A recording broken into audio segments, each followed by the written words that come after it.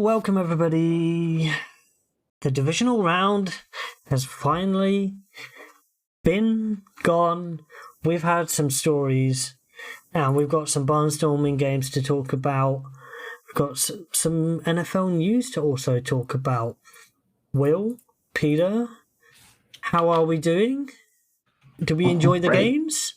Yeah, no, I'm good. I think obviously I'm being the Eagles fan that I am. I'm over the moon with how we played and the performance, but I'm not too like, this is the first hurdle. The job is still not done, and the result was what I expected, and I think we'll go into that later on. It was what I expected, so it's not anything out of the ordinary. But there's been some interesting developments in other games as well. Teams falling short, and some teams that are somewhat weakened going into like this week, so that's gonna make things a little bit interesting. But yeah, no, I can't wait to get to it because I want to see what you guys have to say about the performances as well, because obviously both of your teams aren't in the playoffs this year, but it'll be good for you guys to see things, to sort of give your opinions, because you're looking from the outside in. I love my Eagles, but you guys will probably see a few things that I haven't seen, so I just want to see what you guys have to say about that. So yeah. And Peter doesn't know that the first thing, well, he does know, but the first thing we're going to be talking about is about something that might break his heart. Dun, dun, dun. The reason why I'm laughing, is the fact that I just got a lot on my phone, that's why I'm laughing. But before I talk about that, I just mentioned that I don't understand where this humble team is coming from, because your Eagles love to gloat, and you need to gloat right now because you guys are in great position to make the Super Bowl, and you're going up against a team that's formidable. But hey, your Eagles are in a great position. I like the humble tip from you, but compared to some of your other Philly fans on Twitter, you guys have already won it, literally. So. Oh no, I'm not. I'm definitely not like that. I am 100% grounded. Like I said, the job is not done. He won't believe it's done. I know you were at Dallas, didn't you? You won't believe. You were at Dallas, didn't you? I mean, I didn't. Here's the thing. Even though the smart people will say you'd rather have Dallas win so you can face them, I just hate the Cowboys. I just don't. And you know what? If they made it through, they would have found a way to beat us, because Dallas is just one of those teams. They show up to play us. I'm gonna cut you boys off, and all right, let's because we're not talking about the games first. We're gonna talk about Sean Payton. Now, what's the news? According to Colin Cowherd. Now, normally we take what Colin Cowherd says with a pinch of salt.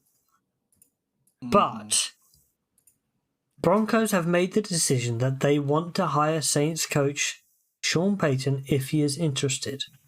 Russell Wilson has also told the ownership that he wants Payton as coach. Cowherd has a strong connection with Sean Payton. Obviously, he's on his podcast a fair bit. And now it's up to Sean Payton. Well, but it's true. But then compensation. And they have that mid to. They have a first round pick. Oh, they do. I believe. No problem about that. Like, here's the thing. In that same segment, he turned around and said he might pass and come back to Fox anyway, because one exec said that Russell Wilson is washed. Now, that's neither there or there. We'll find out this coming season, because new team, you always give that benefit of the doubt for him going to a new team. Now, here's the thing. Initially, this is my honest take. I really wanted Sean Payton for my Cardinals to come in and coach Kyler Murray, because he's an excellent coach. His pedigree speaks for itself. But looking into the picture, looking into how things are going, I'm not really sure that I want Sean Payton anymore. My interests have cooled a little bit, and here's my rationale. Sean Payton is, how old is Sean Payton? Sean Payton, he is 59, so he's not old. Exactly. So my question is, okay, so he's 59. So my question is, like, how long does he intend to like really be in this thing for the long haul? Is he looking for a good package? Because the fee is going to be high. You're looking at $25 million a year, right? And then you're looking at multiple. Apparently, the Saints want multiple draft picks. Like they want a first this year, maybe a first next year. They at least They're not want getting two two firsts. They're not getting No, two they are not. firsts. They are not. We get that. We get that they are not. But at least they want a first round pick at some point. If either you give him a first this year or first next year, you are gonna give him a first because he's a quality coach and he deserves. To be honest, yeah, I don't he's mind. worth it. Yeah, it's like giving up a first for Sean Payton. But the reason my interest of Kuda bit is because of the first, monetary wise is not a problem, but also in terms of like how long is he gonna be coaching for? Is he looking for to get back in a coach for the next 10 plus years, or is he looking for a situation whereby he can coach for 3-4 years and go into retirement and go off into the sunset? Those are kind of questions that I have. But apart from the test of actual coaching acumen, his skills, his leadership, everything is top notch with Sean Payton.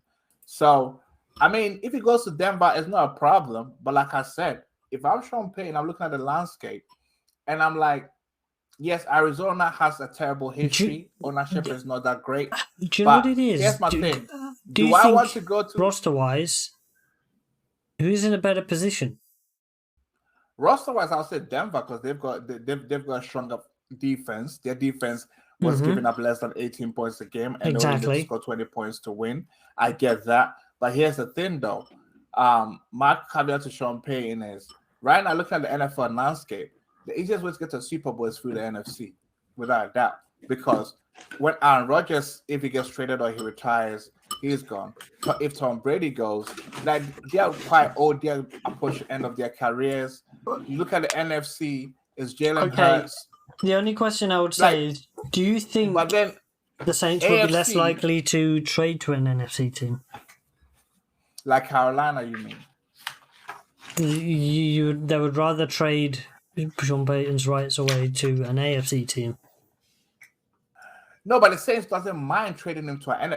What the Saints are looking for is the maximum value of compensation they can get. They don't mind, but the only team that they might be apprehensive trading him to is Carolina, because Carolina is within their division. And you don't want to give away Sean Payton to someone within your division. So that's the only thing that could be an issue there. But apart from that, what I believe for me, if I'm Sean Payton, I look at the landscape. Yes, Arizona has terrible ownership, but when I look at everything else, either I go back to Fox or truly I take the Arizona job just purely for the simple fact that the path to the Super Bowl or going deeper in the playoffs is easier in the NFC than the AFC, because the AFC has elite quarterback, elite defenses. Plus, if you take the Denver job seems to me, Denver right now is the favorite for Sean Payton, right? They have a better roster. They have ownership with a lot of money. They can pay the money. They have a first round pick, so they'll be able to trade a first this year, first next year. Can you believe but my question is, do you want to play Herbert and Patrick Mahomes twice a year? And the thing is, Mahomes is not leaving anytime soon. And like I said, with Patrick Mahomes, the Chiefs can win that division 10 years straight. I don't see any, like this year we talked about some people predicted Denver to win the division. Some said the Chargers, but who won it at the end of the day? It's still Kansas City. It's like you have to be so consistent to beat Patrick Mahomes, because right now Mahomes is about to do what Brady used to do in the AFC East, which is like win 10 straight divisions. I could easily see that being Mahomes. Yeah, and if you also think about it, Russell Wilson's not going to be there forever. You know, once this thing, maybe in the next 2 seasons or so, you need to draft a new guy, and is there going to be a guy available that can compete with a Herbert, with a Mahomes, who's still going to be around? He's going to be around for a very long time. And like I said, that division is no joke. You know, the whole of that side. You've also got the Bengals as well. You know, obviously not in the same group, but you're going to have to face them at some point. And you know, Joe Burrow as well. We are in a golden age of quarterbacks in the AFC, particularly. Exactly, and think about it. People seem to have forgotten about Deshaun Watson, who next year he might make a comeback, because I know this year, his first year guy, he's going to be very, very rusty. He hasn't played football in 2 years, but I think next year he might come back stronger. You'd expect him to come back stronger, but QB, the bar has raised. Yep. I know, but the thing is that I think Deshaun Watson is one of those guys that have the mental fortitude, the mental strength to be able to be like, okay, the bar has raised, so this offseason I need to work hard and get back to that level. But because before he went off and didn't play football for 2 years, he was a top 5 QB he was in the a league. top 5 QB. He was really good. I have no doubt that if he did not go through what he did, he would probably still be in that same conversation. Obviously, there'd be more people in the dance. Don't get me wrong, but he'd still be a top 10 QB, easily smoking into that top 5 because that's how we viewed him. I think the NFL as a whole has gone through a complete changing of the guard, which is why everyone's looking around saying, Aaron, Brady, like, it's time for you guys to go. You know what I mean? Like, the next era is here now. Technically, the draft coming up, right? A lot of these NFC teams need to go get these young quarterbacks because the AFC is kind of like leading the pack right now with a boatload of these elite young quarterbacks. Exactly. If you don't have a QB right now, you might as well not even bother. You might as well just be like, look, we need to either go up and get a QB or go big in free agency because we're not going to compete. The input that a top young quarterback is having in the game right now is deciding the trajectory of your whole franchise. Look at the Bengals. Where were they before Joe Burrow arrived? We're talking this. If things go to plan, assuming he's successful, this could be his second trip in 3 years to the Super Bowl. Yep. Let that sink in. Like, I think I was speaking to Dilly pregame, and I was saying, like, the window for the Bengals is completely open right now. Because if I were them, I'd just sell out, spend the money. When he said, yeah, my career is the window for us winning a Super Bowl. Yep, being deadly serious. We'll talk about him and the Cincinnati Bengals in a little bit because Before we have. I just got an alert that there's an NFL executive that said that your coach could be a potential trade destination for Aaron Rodgers. No more at QBs. Like no more. But hey, I mean, his talent level trumps all the stop gaps you guys have had in previous years. No, it's not that. It's just it's still a stop gap. Yep, we need a guy that we're gonna get behind. We need longevity. Yeah. Come up to number 3. All right. So next question. Well, it's not a question. It's Bill O'Brien is expected to sign with the Patriots. So I think they go back to being a competent organization. I think so. I think that the Patricia experiment failed, and Bill Belichick is wise enough to realize that, look, I can't keep trying to do that experiment. I tried it didn't work. Learn from it, move on, get a proper offensive coordinator that can come around the offense and help Mac Jones get back to the level, because the season before, Mac Jones was on the right track. I don't know why. Do you want to know who my friend wants to have as quarterback next year for the New England Patriots? Who? Outside of Mac? Oh, speak of the devil. He literally appears in chat. The devil that is the Patriots fan. Longhorns 86. Who do you want as? Oh my God, that's not gonna happen. It ain't happening. It's not gonna happen, man. It's an ego thing between those guys. The whole Brady left to avoid this. Like he's not. He I wants know. to write his own I legacy. think they're yearning for some quarterback. Peter's even typing it in. That's how much. No way. It is not happening, Mike. Look, I'm going to use your name, Mike. It's not happening. We talked about it earlier. It's not happening. Mac is there to stay. Peter's typing it in chat. He's saying it in, and you're gonna like it. You're gonna like it. You're gonna enjoy it. Bill Belichick is saying, Mac is saying you're gonna like it. Mac 10 is the franchise. Like you had a down year. Do you know what the Mac 10 was? That was. What, him taking out that patent before he... No, Mac 10 was... I think it was a gun in Call of Duty Cold War. Mac 10, yeah, sounds like... Sounds like something. But yeah, no, he actually took out a patent for Mac 10 and he hasn't done anything yet. He thought this was going to be, I've got Belichick, I'm going to be the new TB. Guys. He thought it was going to be, I'm going to be the new TB12. Well, he was on track to be the new TB12 until Belichick by what's his name, hiring Matt Patricia to become the OC. I'm glad. So now that's been changed. But I feel sorry for you because you've had to go through a wasted year. I don't no. You used a very bad phrase. We cannot feel sorry for the New England Patriots. They had that much success for 2 decades, no sympathy. Sorry. No, but it's more like in relation to like Mac Jones. I feel sorry because he was it's like having sympathy for a Manchester United fan. There's no sympathy. He dominated for so long. Even Mac Jones knew what was up. He was like, man, Matt Patricia needs to go. I can't. I think Matt Patricia should have stayed. It would have just been fun just to watch it for another season. I think that's what everyone who doesn't like the Pats was hoping. they would announce Matt Patricia as the OC. Everyone knew the vision. The Jets are rubbing their hands. They're like, thank God for that.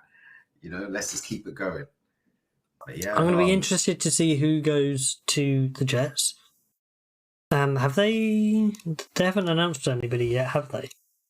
Nah, I think the firm favorite is Derek Carr. I think I just want to say Bill O'Brien is gonna be good for Mac because wasn't he his OC back in college, or was it Sarkisian? I think it was Sarkisian at the time. Bill O'Brien came about just after.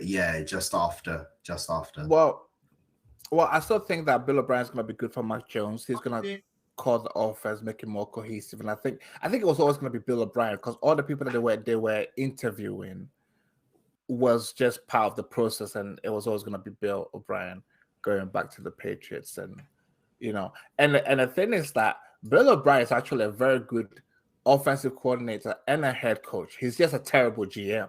That's the thing. Yeah, they work together at Bama. Yeah. Okay, I see. Because when he was at the Texans, if you check his coaching record, the Texans I swear they won the AFC South quite a lot when he was their head coach for quite some time. No one questioned Bill Belichick as a coach. Trades and man management is what let Bill O'Brien down when he was with the Texans. They were getting better every year. Bill O'Brien was there for 6 years. Yep, and they were getting better every year. They won it 4 times. No one sort of questioned his. 4 divisions in 6 years is quite good. Yeah, it's just that he's a terrible GM when they try to put How on the GM. How on earth did he? It was a bunch of bad decisions from a personnel standpoint. I associate the Houston Texans probably with T.Y. Hilton burning them twice a year. He owned the Houston Texans. But yeah, it's going to be really interesting to see how Mac Jones develops further with competency at the offensive coordinator position. Only makes the AFC East more interesting because all 4 teams are good teams. They're not bad teams, right? Yep. So, all right.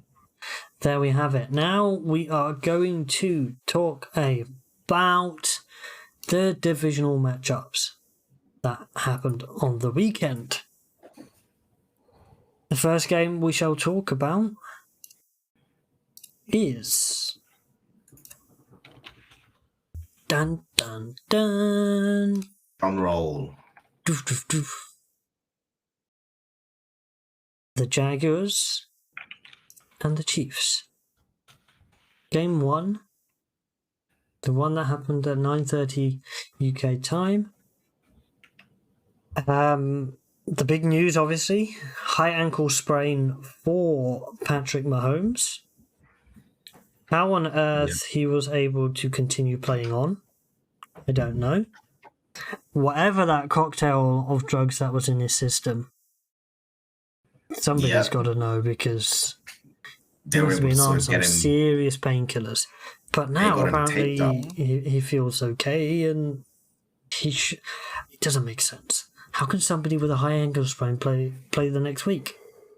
I think he's one of the few people that can, because his arm talent is so good. And he He doesn't can always get plant on away. his feet because He doesn't always plant on his feet. That's that baseball arm. You know what I mean? He can generate velocity with very little. Like, he with his doesn't necessarily shoulder have to be rather. all the way on the ground. It can come through his hip all the way through his shoulder. He doesn't have to push off on the ground. I think if this happens to a lot of other QBs in the league, that's the game there. You can say goodbye to a pass any further than 20 yards down the field with accuracy. But yeah, no, I think I mean, the Chiefs were expected to win, but I think they managed to get out of here because I think the They got Jags lucky. just dropped the ball in terms of Oh, but pass no, rushing they Mahomes. literally fumbled the ball. Jamal Agnew. Yeah, literally. Okay. They didn't when pass you rush him say- either.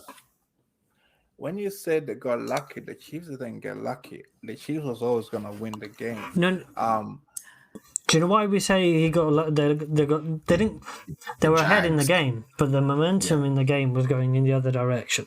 Yeah. And Yeah, it was. But here's the thing, though. Like, I mean, I think sometimes we need to have a look, and there could be a little bit of recency bias because the reason why I say that is because the Chiefs have been in situations whereby games have been tight like this before they've pulled it out. You know, so it was more of the game Because it would was have potentially 27 been tied. because- They weren't gonna. But the thing is, the game was most likely to have been tied. Potentially have gone to overtime, right?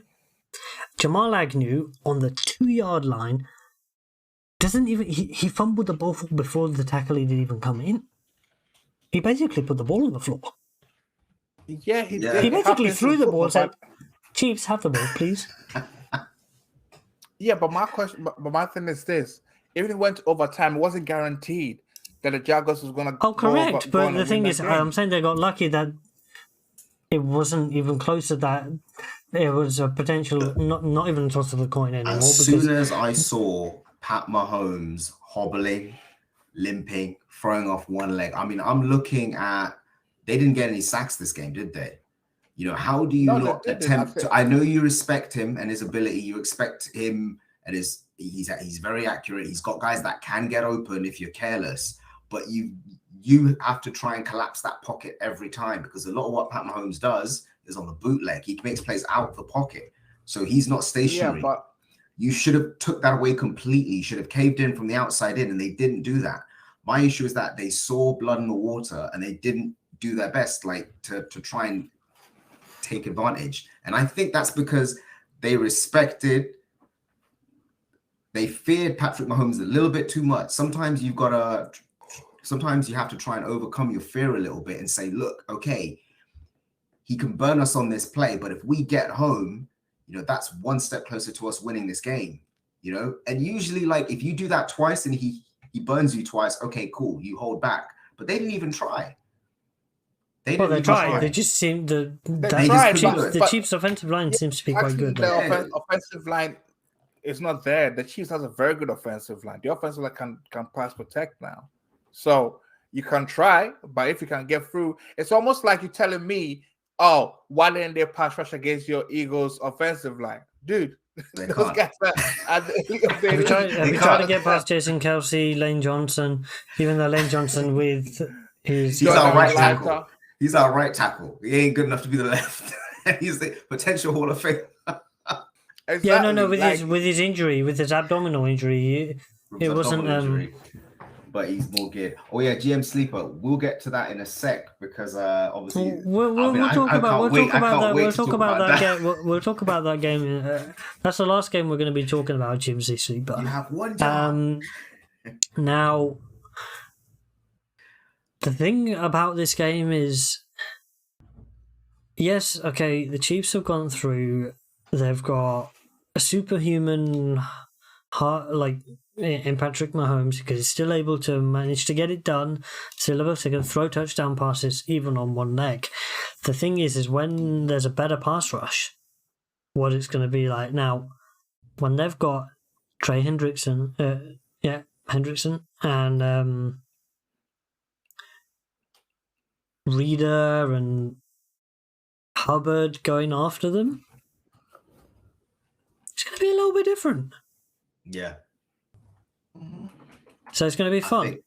But I think the Chiefs as well, heading into this week, their game plan has kind of changed a bit because they know that the opposing defense is coming straight for them. So they're going to work a bit more on pass protection and find better ways of getting. The thing about you can't run the ball on Cincinnati. They're a really stout run defense. Yeah, he's going to try and get that ball out of his hand as fast as possible. He's going to try and get his hands out, get that ball out. I believe in Pacheco, bro. He is an angry runner. That is for certain. So basically, the Bengals defense got to realize, okay, with Isaiah Pacheco, the type of running back that you don't arm tackle because he breaks arm tackles. But there was a funny meme with Pacheco. I think it was him as a baby, but what we do know in this game, it was 1-by-1 man, really. Travis Kelce. Yes. But did you see during the game where Pacheco, he broke on a run and he showed some wheels. As he was going past the defender, right? Pacheco was like, he was taunting the defender as he's running past him. Yeah, he's an angry runner. He was like, ski, and I'm like, oh my goodness. He doesn't play around. But Travis Kelce was a check down sort of like monster in this game. Like when every third down, 14 catches for 98 yards and 2 touchdowns. Check down. Basically, it's like every third down they're gonna find Kelce, and the red zone they're gonna find Kelce, and they found him. Yeah, no, I think as long as Travis is there, this team can always retool. This team. Do you know what you're gonna do? Smith hasn't quite contributed as much as we thought, and it just goes to show as long as Travis is the real piece there, he's the center of that. Just line somebody out there to bull rush him. Yeah. Literally, just put her hand on the ground, just smash him 5 yards backwards. You're not whiff on that ball rush, man. If you whiff on that ball rush. Yeah, because he's quite slippy. That's the thing. Yeah, he's quite slippy. If you whiff on that ball rush, you don't even what you might as well. Get I know it's a no. It's more just shove him into the ground. Pay your own flight home. Yeah, but you won't get a flag every time because he's gonna sell it. I know. But the thing is, if you're getting bull rushed, like we saw what happened in one of the other games when somebody got bull rushed. We'll talk about that as well in a little bit. We'll keep that for you guys. All right. Well, the Jags. I don't think Trevor Lawrence had a particularly bad game, even though his passer rating wasn't that good. Runtime. Okay, so basically, Christian Kirk obviously have had an outstanding year with the Jaguars, right? He should have caught that ball before the game. What did I tell you guys? Like, he is good, but he's gonna have a bozo moment in every game, whereby when you need it the most, he's gonna drop a and that throw, like Sunshine couldn't have thrown it any better. Yep. Correct. It was right. Did you hear Collinsworth say it was an overthrown ball? It wasn't overthrown. No, everyone knows it was. But the thing is, then did you hear Collinsworth gush over Mahomes throwing it into the dirt? He said, "Oh, that was an amazing play." And we're like, Collinsworth is in love with Pat Mahomes. Yeah, like he could talk about him the whole game if he wanted to. But I wouldn't be surprised. Like the sun literally does shine from his backside. That's the kind of thing. Now here's a guy. He's a professional flip flopper. Chris Collinsworth. It's kind of like. No, he's always been pro Mahomes, though. Oh yeah, he has. To him, Mahomes is already the GOAT. Yeah. But yeah, no, that ball was right on the money. It fell right into his hands. It literally was into his breadbasket. It went right through his elbows. It went. And it was a bucket catch too. So it wasn't like he had 2 chances. It wasn't just he didn't have to catch the ball with his hands. It was his hands and then his body, and it still went through everything. So it was kind of like that would have completely changed the narrative of the game. I think the Jags are in a good position, and they've shown, like I said, this is Trevor's rookie season, in my opinion. I keep saying that. This is what he's capable of. So I think the Jags right now, the clock is already ticking anyway, but on this platform, please don't repeat that blasphemous statement, please. They can already continue to build from this heading into he's next still season. a rookie?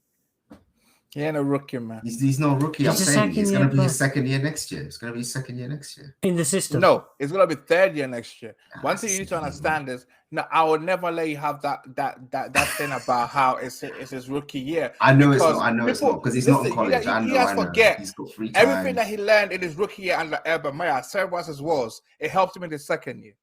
Yeah, People need to understand that. he learned to survive in his first year, and he He learned to That's out what he was survive meant his to head be. coach because that's all he needed to surviving do. Maya. Netflix documentary. You All know right. what? Actually, they should. I'd watch that. I'd watch that. All right, we've got to move on to your Eagles. Oh, Now, yeah. I mean, this game started extremely well. It was a peculiar one, right? Because Jalen Hurts had that first drive was quick, very quick. lightning quick. And it all seemed to be clicking. All that ring rust that people thought was there wasn't. Yep. And without the Giants really they realised it, but they were 14-0 down Very quickly. very quickly. And what did we say about the Giants' rushing defense? It's not that good. It's not that good. Yeah. And The what thing did is, you like- guys go and do? You rammed it down their throat. We ran the ball, yeah, multiple times. I think here's the thing: when you score quickly, that fast in a game, you know the game can get out of hand very quickly because the time it takes for a defense to make a real adjustment, we're not talking like work out what's going on, it's usually going to be a whole half. So they were in for a world of pain in that first half. As soon as I saw us score back-to-back 2 times, just run up the field, knife through butter, I was like, yeah, this game's going to get out of hand. Here's the thing. I mean, if we look back at the previous show, it seemed as though I was skeptical. I thought this game was going to get closer. I wasn't afraid of the Giants. I was afraid of Dabble. I was afraid of what Brian he would Dable, think up of Brian yeah. Dable, because he's a bit of a mad genius and he can do a few things that might surprise you and shock you. That's who I was scared of. What happened in this game, though? Yeah. You were able to get pressure on Daniel Jones. You kept contained, didn't allow him to break for that many runs. 6 for 24 is literally nothing. Yep. Kept a little on Saquon, because if you consider it, he had a 39-yard rush, so the other 8 rushes were for 22 yards. Completely clamped down that side of the game. Yeah. Darius Slayton, 1 catch on 5 targets. Yeah. I think Isaiah Hodgins as well was completely. I mean, he was essentially the number 1 guy, and he wasn't able to do things like what I think my Eagles did. And like I said, I was expecting us to win. I think everyone was expecting us to win, but not by this much. This New York's Giants team has overexceeded expectations. They've gotten way further than anyone thought they would with the roster that they have. I've seen a few journalists sort of bring this up, and they brought up a very good point. Like, I think the only person on the Giants team that starts for my Eagles is Saquon. Both sides of the ball. And that's insane to think. So I think the fact in terms if you of look at your roster, defensive line, it's insanity. Yeah, your offensive line is insanity. Insanity. Yeah, if we look at our roster, this was just a case of pure talent. It didn't matter what scheme they had. We were just so much better than they are. We had a better team. We had a much better roster. Systems put aside, they just couldn't hang with us. Like I said, Saquon's the only guy that would start on our team. Everyone else on their roster, both sides of the ball, Adoree Jackson could probably start at like nickel. But outside of that, everyone else would basically be 2nd or 3rd string on our team. So that just goes to show like the New York Giants have something they can build on. And once they start to get good players in and they start to work on there, they could be a threat. We also ended this whole debate about Daniel Jones somehow getting paid a lot of money. Everyone was talking about But do you know Daniel that? Jones. I still think he's going to get paid a reasonable amount of He'll money. get paid, but he's not going to get paid. The reason why I say this is that they don't have options. Not just that, it's more of that team. The deficiencies in that team showed. Skill positions. Being able to stop the run. Like from a defensive standpoint, you rushed for over 200 yards in this game. Yeah. From the running backs alone. Without trying to force it, yeah. This was like, it's open. Let's run the ball. Yeah, look, Kenneth Gainwell, 12 carries, 112 yards and a touchdown. Miles Sanders, 17 for 90. Boston Scott, 6 for 32. And we all know Boston giant killer. He is literally the giant killer. They literally put him in the game just to score because Nick Sirianni was having fun. He was there like, yo, Boston's got to score on this because he probably wouldn't in the playoffs get like these reps, but they're like, we've got to get him in here because we're having fun. Let's keep this myth going. Boston Scott, when he plays the Giants, is going to get a touchdown. There's nothing you can do about it. Kenneth Gainwell had a hell of a game. And this is what I keep telling you. I love Miles Sanders. Miles Sanders is the first back. He's better than Gainwell, but we're going to move on. I think when it comes to paying him, I don't think you can. We've advertised him well, but we're going to move on. We'll probably let him walk, and we're going to give Gainwell. Like I said, he can play, and he's only going to show he can play. We have the line to sort of carry that out.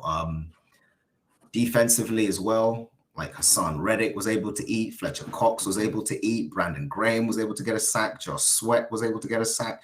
We've got like in fact, I think the majority of the starting defensive linemen, I think they're all over 8 sacks this year, all of them.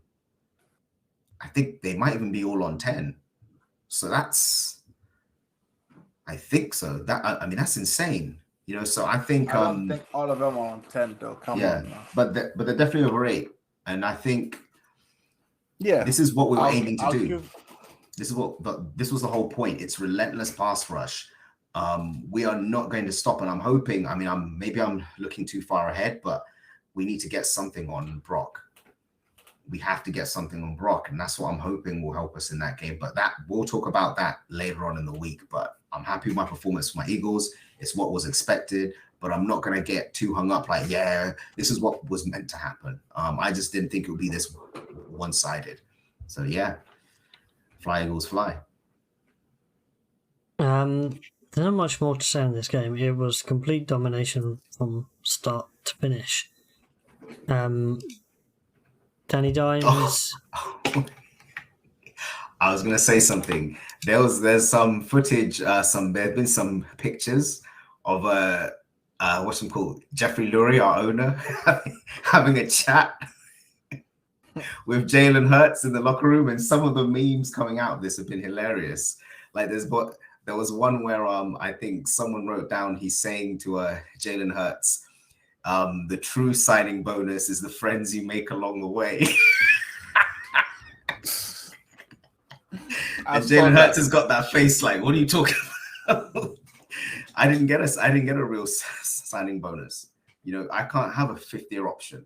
So I'm going to make that money I would have got being a top 10 pick in the check. So, it'll be interesting to see. All right. We're going to move on now to Sunday's games. And the Cincinnati Bengals went into Buffalo. I'm going to say they laid a can of whoop ass. Because to win by 17? In Buffalo weather. This is the kind of environment they were meant to be in a snow globe? Yep. It was complete and utter domination. Yep. No, a lot of Buffalo people never looked like they were in this game. Yeah, no, it seemed as though a lot of people have said that Joe Burrows isn't going to necessarily do those big over the head throws like Josh Allen, but what he'll do is he'll be incredibly accurate. He'll take what you give him, and he's not going to miss. Like if he see once he goes for his reads, he sees a guy open, or he sees a guy about to come open, he has enough velocity and accuracy to just laser that ball to them. So I think in inclement weather like this, that was huge, because he didn't try and throw the ball 60 yards down the field, like 3rd and 18, 3rd and 25, and just try and bomb the ball each time. It was basically like, no, I'm going to work my way methodically up the field. We can't afford to be, throwing the ball high in the air with this weather. What I will say is that those backups. I saw a tweet from Andrew Whitworth saying, "All you guys who wanted me to come back out of retirement, put some respect on those guys' names." Because they completely and utterly shut down the pass rush. Burrow looked like he had so much time back there. Nobody expected that when you have 3 offensive linemen out. Yep, literally. And the Bills were missing Von Miller, and I think that kind of changed the trajectory of their season. I mean, was he even in the stadium, or was he playing Call of Duty? No, he was in the stadium. He was in the stadium, yeah? Yeah, he's been shadowing the GM pretty much like around the building. Oh, yeah. No, they said that's what he's been doing. But in addition to his... no, he said that personally. He said that, so that's what he's been doing. Yeah. So I think it's raised like a glaring hole for the Buffalo Bills heading into next season. They know what they need in the draft. They know whether they move up or they just try and look for like a diamond in the rust and really evaluate the players. They need edge rushers. They need more than one, really. Because they still have Von Miller for 1, 2, 3, 4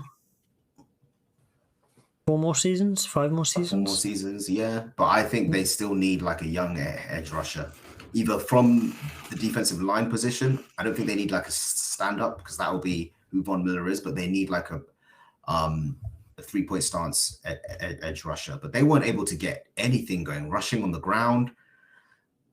The Bills have struggled to get like a consistent run game the whole season. Some would even say they don't really have one when Eli Apple, the 11th best player on that Cincinnati defense.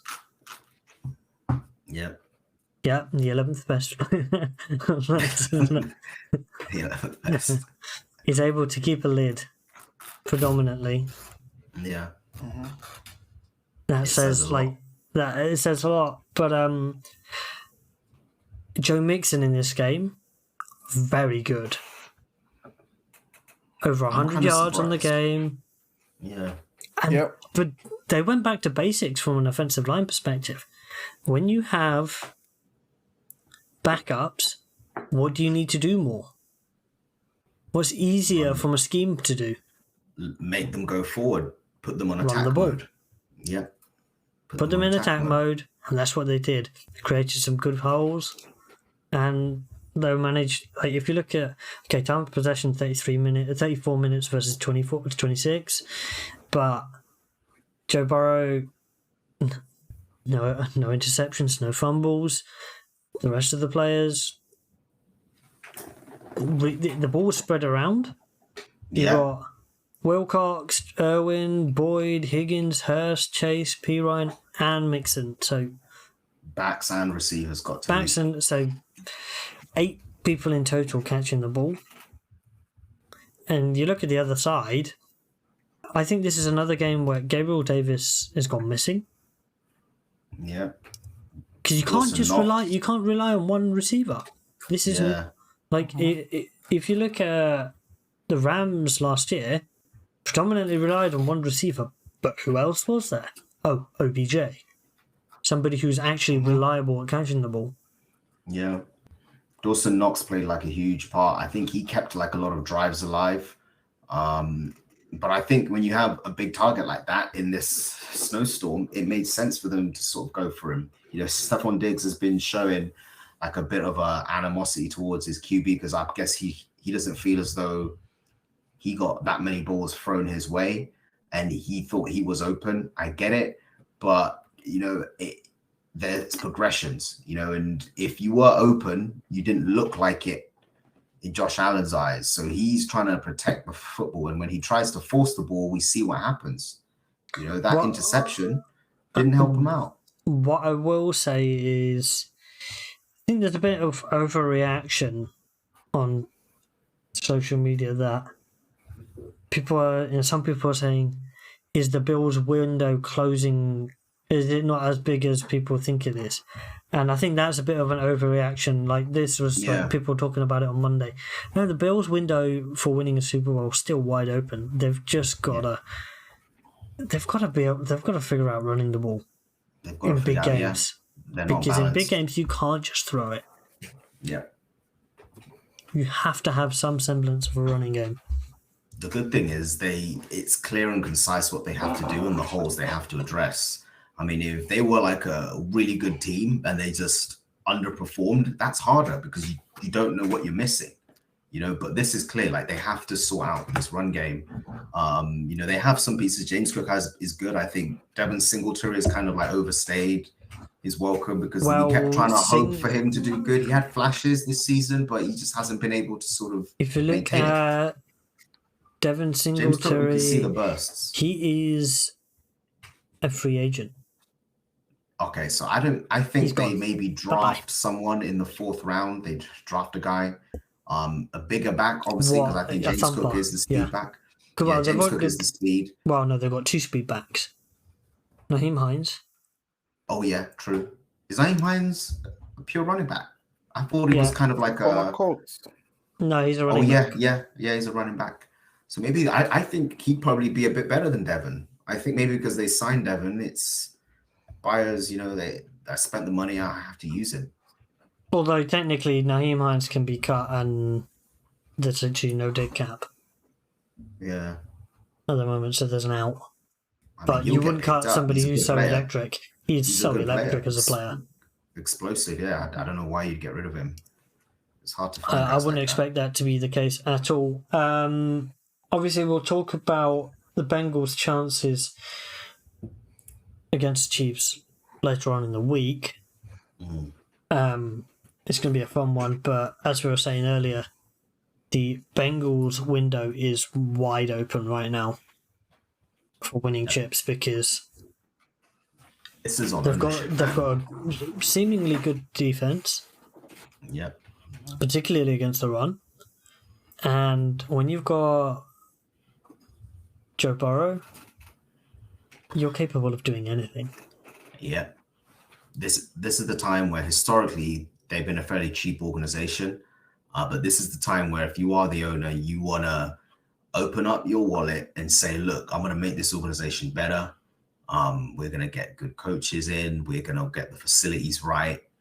I'm going to try and be aggressive because you could win a few right now. You could win a few Super Bowls. They've got to sign him to a long-term deal. Oh, I think they do that. I think it's already a case of this is a done deal. This isn't one of those where there's negotiations. This is basically they open up the book and are like, all right, how much do you want? This is where we're willing to go. How about you? And they're going to let him choose. But what I'll say is it's up to Joe Burrow to sort of get his guaranteed money and make it 100% guaranteed and help out everyone else coming after you and some people negotiating at the same time as you as well. And if you look at the cap space, at the moment they've got the 5th highest amount of cap space to Cincinnati Bengals for next season. Yeah, they always have cap. They've got to re-sign some players. Some teams, like some owners, just like in UK football, don't necessarily worry too much about winning you Super Bowls. Hey, just 3 bits talking about the NFL. Who do we support? I am a Colts fan. Will is a very happy Eagles fan. And Peter is a Arizona Cardinals fan in mourning. Well, I'm also in mourning at my team's inability to actually do anything correct of late. But yeah, that's who we support. And we are just currently talking about the divisional round games that have just happened. And now we're going to talk about a game that will really make Will have a few laughs. Oh, yeah. The Dallas Cowboys went into the San Francisco 49ers, and on the final play, they decided to line up Kellen Moore, what are you Ezekiel doing? Elliott at centre to get ball rushed. Literally ball But rust. he completely got sat on his behind, and to the point that Warren Sharp put out a video, and then I freeze framed the moment that Zeke was like this, Literally. and I replied, "It's like completely it's ball at this point, that Ezekiel Elliott was starting to question life's decisions." Yeah. Because what on earth was that? And I was saying, so Longhorns, who was in chat earlier, I was literally saying to him, was that the worst play you have seen? I kind of just One don't of the get... worst. And the reason why I say this, and I say this is worse than... okay, it's not worse than the mind melt that Jacoby Myers had earlier on in the season, but that's because that wasn't drawn up, right? That wasn't drawn up for him to do what he did. And then there was the fake punt, Pat McAfee, but then he was never supposed to. He was never supposed to snap the ball. This was drawn up. I don't... What on earth were they doing? I think when you see a play like this, you're like, did you guys even do at least a few reps of this in practice, like ever? Because it looked to me like this was the first time they were doing it, and it was just an absolute disaster. They would have been better off just trying for a Hail Mary, get everyone 4 streaks, get all the receivers down there, and just throw no, it do you know what it happens. is? Get a pass interference or something like that. Yeah, do something, or better yet, just do a rugby scrum. Tell Dak, look, I need you to just throw this like you're in rugby. Skip the tight end, skip the 2 receivers, and just run in a line. Everyone just pass it behind. I'm surprised no one's ever thought of doing that directly, but it was an absolute disaster. Yeah, no. Do you know what it is? That you can't do them all because, unlike in rugby, you can run around the back and just pull it down from there. That's the thing. That's why you can't do them all. I still understand, but I'm relieved because I hate the Dallas Cowboys. I'm over the moon. I think the right choice happened. Everyone was asking me, would you rather play Dallas or the 49ers? Obviously, Dallas should be the less challenging team, but I hate Dallas so much. I'm more than happy with them just walking away.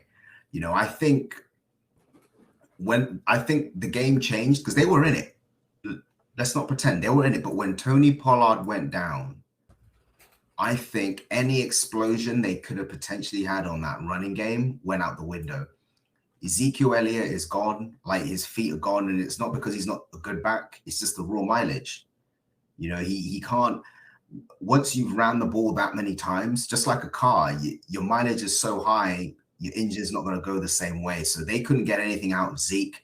They didn't get anyone to rush over 30 yards, and everyone knows like the Dallas Cowboys can't run the ball. They're out of there. They just can't get it done. CeeDee Lamb had a good game, 10 receptions for 117. Dalton Schultz made a bonehead play. Was it 2 plays? An awesome game.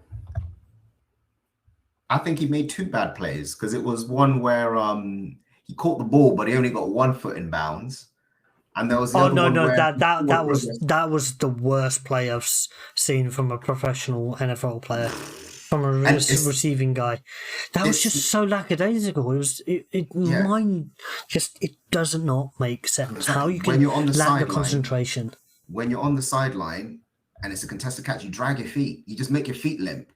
But he just got lazy with his feet. He just got lazy. He just got 1 foot and then he stepped out. So that's going to be one for the Phil Broom. He's not going to be happy about that. And then there was the other one where the clock, instead of going out of bounds of forward progress, he stepped back.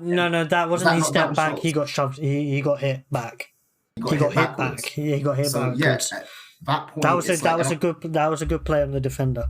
Yeah, no, absolutely. I think looking at that, everyone in Dallas right now, because this defense came to play.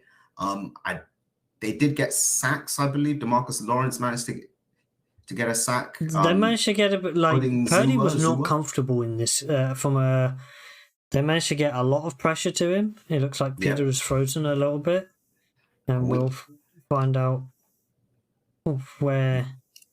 Yeah, but they managed to get like momentarily, but some pressure on him. They managed to get now. The question I'm going to ask you. Yeah.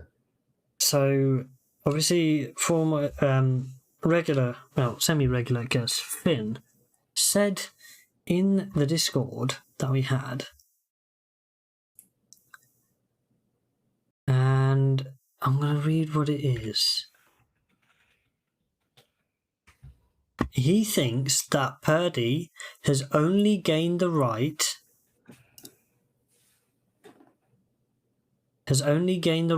to fight for the position in training camp.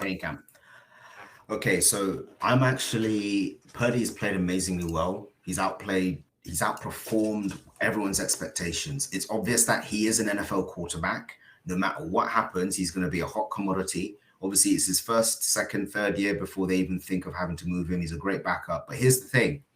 I think we're already seeing the best of Brock Purdy. Do you think that's the case? I think it is. He's been a 5-year starter. I think he played for Illinois. He played for Are you certain of that? And the reason why I say this... I'm serious. Because there's nothing that jumps out. He has made plays, correct? Yeah. Right? Yeah. He's a rookie. He's going to learn. Yeah. He's going to get better. He's been a 5-year starter. 5-year starter in college. Who he is now, I think, in terms of his physical skill set, he's athletic enough to make plays out of the pocket. He hasn't got a cannon arm, but he can get the ball. He can do every throw that he needs to make. Accuracy is where it needs to be, but then again, he's in a really good system. He's very poised. That comes from experience. Now, here's the thing. I think he should be the starter, 100%. But his ceiling, I think he's already at his ceiling, or he's going to reach his ceiling. Yeah, but like, say for example, I'll give you the example. Why it's a competition? Okay, well, I'll give you an example. They beat you guys next week. Yeah. They get to that Super Bowl, they win it all. Now, Finn, what he was saying was, obviously Nick Foles had something similar. He had less games to play, granted. Yep. The team was in a better position at that point. But the difference between a Carson Wentz of that season that he had and a Trey Lance is Carson Wentz had shown something. He was almost an MVP level player. Yeah. Trey Lance hasn't shown a single thing that he's worthy of being an NFL starter yet. Yeah. True. That's what I'm saying. It's a hard one. True. Like I said, it's a hard one. Unfortunately, the injury took that away from him. Yeah. But there's not. Exactly. But you gotta understand, here's the thing. One thing that you need to understand here is that yes, Brock Purdy has been a 5-year starter, but what he's shown since he came in for the 49ers is that he's a starter, and the 49ers system, they don't need a QB with a bazooka arm. Yep. Yes, every offense system in the NFL, if you have a QB with a plus arm, that is a bonus. But he's playing a West Coast offense. You don't need to have the strongest arm. Like, right? The thing is that I remember a couple of seasons ago, before Kirk Cousins signed with Minnesota, right? I think he went to Minnesota before, what do you call it? By that time, the 49ers had traded for Jimmy Garoppolo already or something like that. But I guarantee you, if they had Kirk Cousins, right, that 49ers offense would be operating at a much higher level, because remember, Kyle Shanahan was Kirk Cousins' coordinator back in Washington when Kirk Cousins took over, was showing that he's the guy. They didn't give him the contract. So you need to understand that the system that he plays doesn't demand him to have plus arm, have all the Mahomes type of arm in that offense. That offense elevates quarterbacks. That offense made Matt Ryan an MVP. Matt Ryan didn't have an MVP this career outlook, so he played for Kyle Shanahan in that system. So you got to understand that system elevates quarterbacks and maximizes it. Right now, if Brock Purdy takes them, however far he's taking them, even if they was to lose to the Eagles, he's a starter. You can't go into training camp because the guys in the locker room sees it. You can't go into training camp and say that we're going to have a QB battle between Trey Lance and Brock Purdy. George Kittle battle, Purdy is winning that battle hands down. I mean, when you have guys like I'm going to back you up George here, Kittle Peter. co-signing you. Yeah, go ahead. George Kittle Loves him. He loves him. Debo loves him. The fact is, he said football's fun with you. They're enjoying themselves. And you haven't. I agree. Like I said, I honestly think Brock Purdy has earned the right to be the star. I've got no issue with that. But the only reason why I would say they're going to have to think about things, and they will, is because you obviously got the sunken cost fallacy. They've invested so much into Trey. They're just going to let him walk. And if they do trade him, the team will pick him up. You know, they will pick him up. But are they going to have to give like a first round or whatever? I honestly don't know. But Brock Purdy has do you know what the trade value is for fourth round, third round? For Trey Lance? It's third round at best. Third round at best. So this is why it's like such a hard thing to do. You kind of need two guys there anyway, because if the 49ers fall short this year, they still need to try and compete, and you need a guy that's ready to go, because we know how fickle the NFL season can be. But I think I want Brock Purdy to be great. I think it's an amazing story. I think the only place he can do something like this is the 49ers. He can't go to any other team, because Shanahan's system, like I said, will elevate any QB, and he'll work with your strengths. He's not going to ask you to do a lot. You know, it's a team effort in the Shanahan offense. It was the same with RG3 back when he played for his dad. Before we continue on the discussion, thank you, Josh Killer, for dropping a follow on the account. We really appreciate you coming in and joining in and being part of the stream. Yes, sir. Now, if you look at it from a cap point of view, even though he's on a rookie deal, because obviously he was picked number 3 overall, it's nothing. Do you know what the dead cap is? No, do you know what the dead cap is if they trade him before June 1st?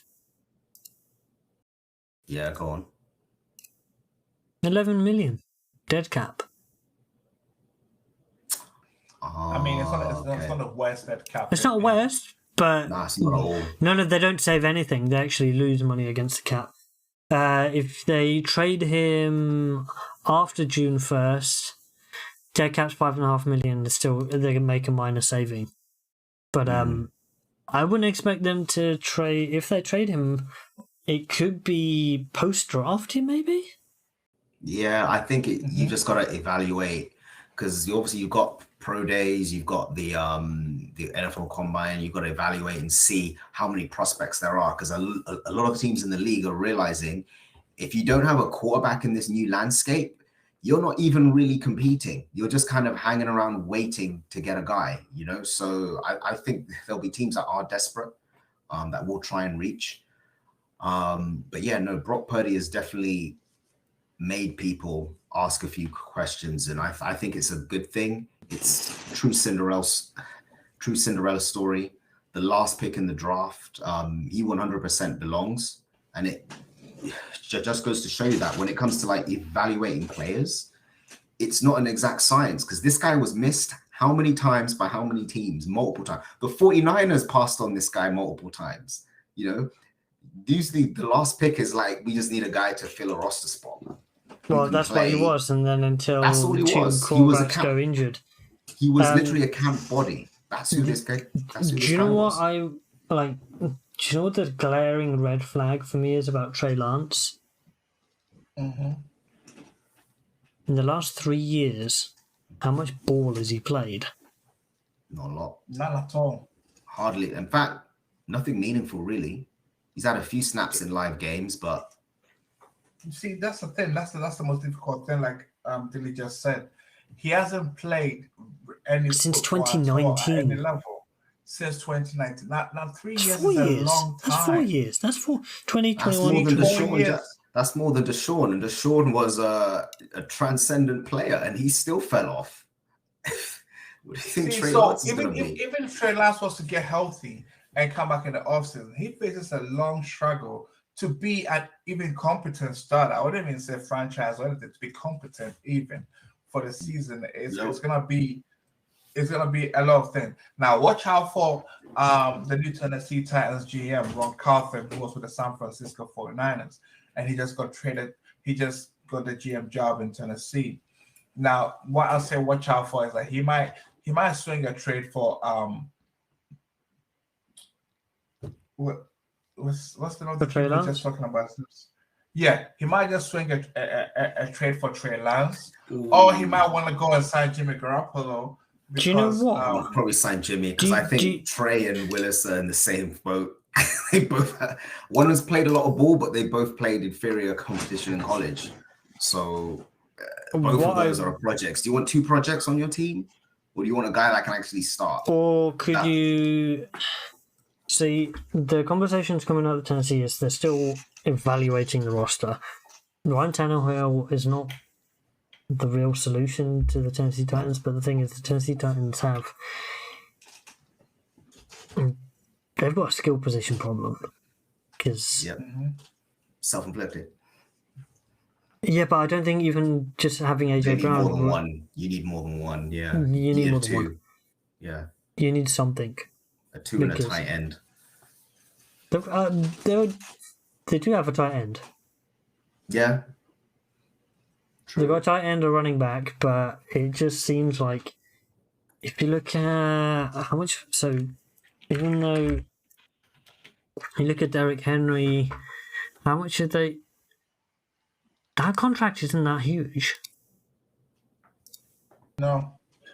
Derrick Henry is not eating a lot of cap space. I think the cap hit this year is actually, so he counts as $16 million against the cap this year, but yeah, it seems like they really need to figure out their offensive skill positions because otherwise it could be the Jags division to win again next year. Well, we'll see who Colts managed to draft as quarterback, but there's multiple problems happening for the Colts at the moment with no coach in place. There we have it. I think that is us done for now. We don't have anything further to talk about. All the games. We will talk about obviously the big games coming up this weekend later on in the week. We're gonna go and console a Giants fan by sending him a raid. He's playing a different game. But he does have a sports podcast, so I thought I'd send it his way.